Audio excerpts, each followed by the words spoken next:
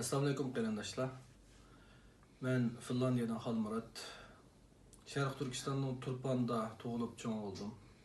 Meni tug'ib cho'ng qilgan ota-onam, apam Güerxan Tümür, atam Seyit Niyazg'upur, hozir Xitoyninki jazo lagerida. Ularninki ahvolining qayerdan qayerga ketishganligi, ularning salomatligi ahvolining qanday ishganligi menga ma'lum. Ularninki yashayotganligi yoki shehid bo'lganligi menga ma'lum. Atam bilan apam o'xshash nurg'unlagan Uyg'ur ota-ona, Qozoq ota-ona va boshqa bizning qarindoshlarninki ota-onalari, qizlari, o'g'illari, inilari, singillari, akalari, ochilari shu qanday xiyoliki noma'lum bo'lgan jazo lagerlarida azob tortyapti.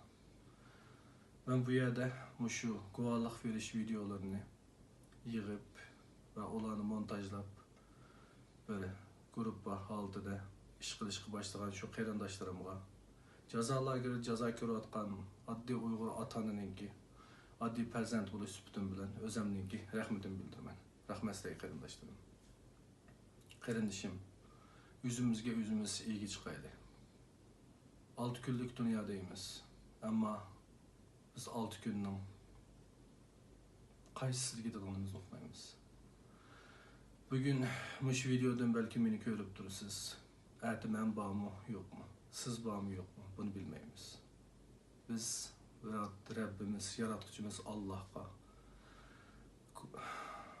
uningki so'roqlarga javob beramiz. İnşallah aşk qarindoshlarimiz bilan shu dunyoda sog' salomat ko'rish nasib qilsin. Agar bu dunyoda ko'rish nasib qilmay qolsa, shundoq bir joylarda ko'rishib qolsak, ularga qanday javob beramiz qarindoshim? O'zimizga o'zimiz ega chiqaylik. Bir Allohdan qo'rqaylik.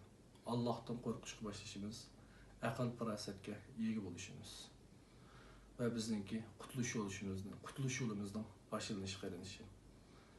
Hammangizlarninki o'zlaringizlarning eng suyumli odamlar uchun guvohlik berishingizlarni va bu guvohlik berish faoliyatininki xuddi do'milgan qarg'a o'xshash, do'milgan sir yo'g'irib, oxiri Xitoyninki bu buyuk qal'asini yemirib tashlay olishiga men ishonaman. Shunda qilaylik qarindoshim. Rahmat sizlarga. Allohga omonat. Assalomu alaykum va rahmatullohi va barakatuh.